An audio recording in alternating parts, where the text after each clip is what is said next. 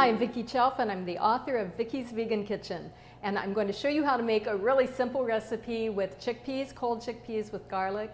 And you can just use a can of chickpeas if you want. Or if you cook them from scratch, of course, it's always better. But if you do use a can, try to use the BPA-free cans. You can find that. It says on it BPA-free. And put them in a bowl with some chopped parsley, some nice sliced black olives, little olive oil, maybe a tablespoon or two. This is Roma tomato. We had 2 Roma tomatoes chopped up sort of finely.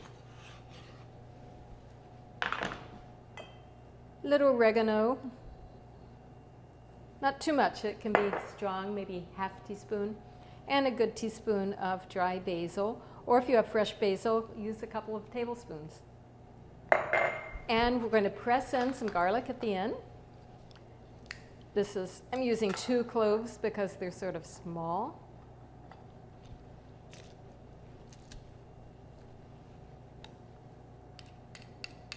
Okay, and that's basically it.